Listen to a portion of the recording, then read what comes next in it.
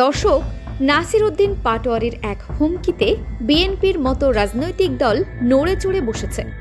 NCP ও বিএনপির সরাসরি মুখোমুখি অবস্থান নিয়ে জড়িয়ে পড়েছে চরম বাকবিতণ্ডায়। এরই মধ্যে গুঞ্জন উঠেছে রাশেদ খানই নাকি নাসির উদ্দিন পাটোয়ারিকে হত্যা করতে হবিগঞ্জে হামলার ঘটনা ঘটিয়েছিলেন। এই ঘটনার পরপরই রাজনৈতিক অঙ্গনে উত্তাপ বারুদের মতো ছড়িয়ে পড়েছে। বাংলাদেশের রাজনীতি এখন আর কেবল সাধারণ সভা সমাবেশের মধ্যে সীমাবদ্ধ নেই, রূপ নিয়েছে যেন এক রোমাঞ্চকর দাবার খেলায়, যেখানে এনসিপি ও বিএনপি দুই পক্ষই এমন সব সূক্ষ্ম চাল চালছে যে এক চুল জমিও কেউ কাউকে ছেড়ে দিতে নারাজ। সবচেয়ে চমকপ্রদ বিষয় হলো এনসিপির মতো একটি নতুন এবং তুলনামূলক ছোট দল যেভাবে বিএনপির মতো বিশাল এবং সুসংগঠিত রাজনৈতিক দলকে কথার লড়াই ও রাজনৈতিক কৌশলে কার্যত কোণঠাসা করে ফেলেছে। তা সত্যিই দেখার মতো এক দৃশ্য। কিন্তু বিএনপি হঠাৎ এনসিপির মাথাদের সরাতে কেন চাইছে, আর কেনই বা বিএনপি এনসিপিকে সহ্যই করতে পারছে না? আপনার কি মনে হয় দর্শক? দ্রুত কমেন্টে জানিয়ে ফেলুন। বাংলাদেশের বর্তমান রাজনৈতিক অঙ্গনে কখন যে কি ঘটে যায় তা যেন আগে থেকে অনুমান করাও কঠিন। সম্প্রতি রাজনীতির অন্দরে যে চরম উত্তাপ ছড়িয়ে পড়েছে তা নিয়ে সামাজিক যোগাযোগ মাধ্যম থেকে শুরু করে দেশের সচেতন মহল সব জায়গায় চলছে জোর চর্চা। দীর্ঘদিনের পরিচিত ও আলোচিত দুটি রাজনৈতিক মুখ আজ চরম বাকযুদ্ধে জড়িয়ে একে অপরের মুখোমুখি অবস্থান নিয়েছেন। জল এত দূর গড়িয়েছে যে এক পক্ষ প্রকাশ্যে হুমকি দিচ্ছে সব গোপন তথ্য ও নথি হাটে হাঁড়ি ভেঙে প্রকাশ করে দেওয়ার, আর অন্য পক্ষ পাল্টা চ্যালেঞ্জ ছুড়ে দিয়ে স্পষ্ট ভাষায় জানিয়ে দিচ্ছে যদি সাহস থাকে তবে সব তথ্য জনসম্মুখে উন্মোচিত করা হোক। এই চাঞ্চল্যকর ও আলোচিত ঘটনার সূত্রপাত ঘটে রাশেদ খানের দেওয়া একটি সামাজিক যোগাযোগ মাধ্যমের পোস্টকে কেন্দ্র করে। রাশেদ খানের সরাসরি দাবি অনুযায়ী সম্প্রতি জাতীয় নাগরিক পার্টি বা এনসিপির মুখ্য সমন্বয়ক নাসির উদ্দিন পাটোয়ারি তাকে মুঠোফোনে এক বিশেষ যোগাযোগের মাধ্যমে রাজনৈতিক সমঝোতার প্রস্তাব দেন। বলা হয়, এক পক্ষ অপর পক্ষের বিরুদ্ধে প্রকাশ্য প্ল্যাটফর্মে কোনো বিতর্কিত মন্তব্য করবে না, যাতে করে নিজেদের মধ্যকার রাজনৈতিক বোঝাপড়া ও ভারসাম্য বজায় থাকে। তবে রাশেদ খান সেই সমঝোতার প্রস্তাবে সায় না দিয়ে উল্টো একটি শক্ত রাজনৈতিক শর্ত আরোপ করেন। তিনি স্পষ্ট করে জানিয়ে দেন, বর্তমান সরকার শীর্ষ রাজনৈতিক নেতৃত্ব তাদের পরিবার কিংবা মন্ত্রিসভার গুরুত্বপূর্ণ সদস্যদের বিরুদ্ধে উদ্দেশ্য প্রণোদিত বা আপত্তিকর মন্তব্য বন্ধ না হওয়া পর্যন্ত কোনো ধরনের সমঝোতা বা আলোচনার পথ তৈরি হতে পারে না। রাশেদ খানের এই পাল্টা শর্তের পরপরই দুই পক্ষের মধ্যকার পরিস্থিতি দ্রুত রূপ নেয় বিপরীত ও আক্রমণাত্মক মেরুতে। অভিযোগ উঠেছে, প্রথম যোগাযোগের ইতিহাস আবহ পার হতেই দ্বিতীয়বার যোগাযোগের সময় দুই পক্ষের মনস্তাত্ত্বিক সম্পর্কের চরম অবনতি ঘটে। রাশেদ খানের ভাষ্য অনুযায়ী নাসির উদ্দিন পাটোয়ারি তাকে পরিষ্কার জানিয়ে দেন যে যেহেতু তার বিরুদ্ধে কথা বলা বা সমালোচনা করা বন্ধ হচ্ছে না, তাই তিনি এবার রাশেদ খানের বিরুদ্ধে থাকা সব গোপন তথ্য ও নথি প্রকাশ করে দেবেন। এখানেই শেষ নয়, এর সঙ্গে যুক্ত করা হয় অত্যন্ত স্পর্শকাতর ও গুরুতর কিছু রাজনৈতিক অভিযোগ। রাশেদ খান জানান, পাটোয়ারি নাকি আলোচনায় নাহিদ ইসলাম ও আসিফ মাহমুদের কাছ থেকে তার মোট 10 লাখ টাকা গ্রহণ করার ইঙ্গিত দিয়েছেন। পাশাপাশি একটি আলিশান ফ্ল্যাট কেনা সংক্রান্ত বিভিন্ন নথি ও কাগজপত্রের প্রসঙ্গ টেনে আনা হয়েছে।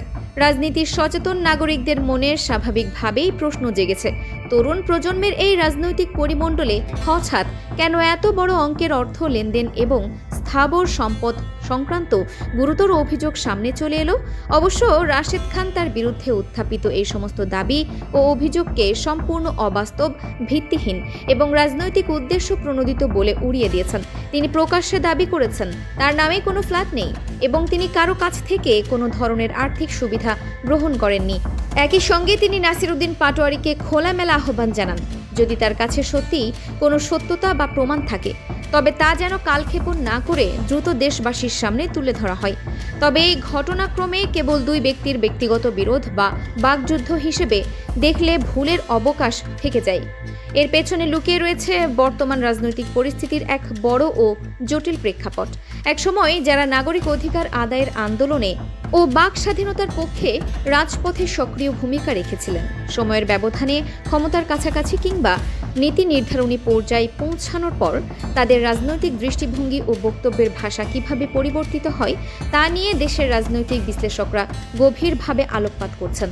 প্রতিপক্ষের যৌক্তিক সমালোচনা কিংবা রাজনৈতিক বক্তব্যকে রাজনৈতিক যুক্তি দিয়েই মোকাবেলা করার পরিবর্তে সরাসরি আক্রমণাত্মক ভাষা বা ব্যক্তিগত নথিপত্র প্রকাশের কৌশল অবলম্বন করা কতটা ইতিবাচক রাজনীতি তা নিয়ে বর্তমানে সাধারণ মানুষের মধ্যেও জোর আলোচনা চলছে। এই পুরো পরিস্থিতিতে নাসিরউদ্দিন পাটোয়ারির রাজনৈতিক অবস্থান ও রণকৌশল অত্যন্ত তাৎপর্যপূর্ণ। সাম্প্রতিক সময়ে তিনি এনসিপির প্ল্যাটফর্ম থেকে মাঠ পর্যায়ে অত্যন্ত সোচ্চার ও দৃশ্যমান ভূমিকা পালন করছেন। হবিগঞ্জের রাজনৈতিক উত্তেজনাপূর্ণ ঘটনা থেকে শুরু করে সিলেটের বিভিন্ন মাঠ পর্যায়ের কর্মসূচি, প্রতিটি ক্ষেত্রেই সরকারের নীতি, প্রশাসনিক সিদ্ধান্ত এবং আইন শৃঙ্খলা পরিস্থিতির কড়া সমালোচনা করে রাজনৈতিক উপস্থিতি জানান দিচ্ছেন।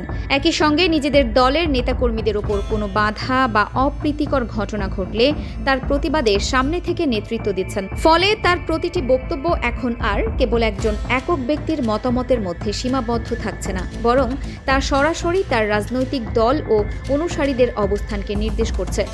অন্যদিকে রাশেদ খান বর্তমান সরকারের রাজনৈতিক অবকাঠামোর একটি অত্যন্ত গুরুত্বপূর্ণ দায়িত্ব পালন করছেন। ফলে এই দ্বন্দ্বটি এখন আর কেবল দুই নেতার ঘরোয়া বা ব্যক্তিগত কোন্দল নয়, এটি রূপ নিয়েছে ক্ষমতাসীন ব্যবস্থার সমর্থক বনাম সরকারের নীতিভিত্তিক সমালোচকদের মধ্যকার এক আদর্শিক ও কাঠামোগত লড়াইয়ে। সাধারণ নাগরিকদের একটি অংশ মনে করছেন দায়িত্বশীল পদে আসীন হওয়ার পর রাশেদ খানের বক্তব্যে নীতিগত নিরপেক্ষতার চেয়ে প্রশাসনিক বা ক্ষমতাসীন ধারার সুর বেশি প্রতিফলিত হচ্ছে, যার ফলে তার রাজনৈতিক বার্তার বিশ্বাসযোগ্যতা নিয়ে কিছু মহলে প্রশ্ন উঠেছে। আর প্রতিপক্ষ স্বাভাবিকভাবেই এই অবস্থাকে তাদের কৌশলী বা চাল হিসেবে ব্যবহার করার সুযোগ পাচ্ছে। রাজনীতিতে কোনো গোপন তথ্য বা নথি ফাঁস করে দেওয়ার হুমকি দিয়ে সাময়িকভাবে আলোচনার কেন্দ্রবিন্দুতে আসা সহজ হলেও দীর্ঘমেয়াদে নিজের গ্রহণযোগ্যতা টিকিয়ে রাখার জন্য সুনির্দিষ্ট প্রমাণের বিকল্প নেই। পাটোয়ারি যদি সত্যিই কোনো আর্থিক লেনদেন বা অনিয়মের সত্যতা প্রমাণ সহ দেশবাসীর সামনে তুলে ধরতে পারেন, তবে তা প্রতিপক্ষের নৈতিক ও রাজনৈতিক অবস্থানের ওপর বড় ধরনের আঘাত আনবে। আর যদি সুনির্দিষ্ট ও যাচাইযোগ্য তথ্য ছাড়া কেবল রাজনৈতিক চাপ তৈরির উদ্দেশ্যে এসব কথা বলা হয়ে থাকে, তবে তা উল্টো তার নিজের এবং তার দলের বিশ্বাসযোগ্যতাকেই বড় প্রশ্নের মুখে ফেলে দেবে। এখন সচেতন দেশবাসীর কাছে বড় প্রশ্ন হয়ে দাঁড়িয়েছে, এই রাজনৈতিক নাটকের পরবর্তী অধ্যায় কোন দিকে যাবে? নাসিরউদ্দিন পাটোয়ারির হাতে কি সত্যি এমন কোনো বড় তথ্য বা নথি রয়েছে যা বর্তমান রাজনৈতিক হিসাব নিকাশ পাল্টে দিতে পারে, নাকি এটি ছিল কেবল প্রতিপক্ষকে চাপে রাখার একটি সামরিক কৌশল, নাকি পুরোটাই আলোচনার কেন্দ্রবিন্দুতে অবস্থান ধরে রাখার এক মনস্তাত্ত্বিক রাজনীতির অংশ? তা সময়ের ব্যবধানেই পরিষ্কার হবে। শেষ পর্যন্ত কোন পক্ষের বক্তব্য মানুষের কাছে বস্তুনিষ্ঠ মনে হয় এবং কে এই বিশ্বাসযোগ্যতার পরীক্ষায় টিকে থাকেন, সেদিকেই নজর রাখছে পুরো দেশ।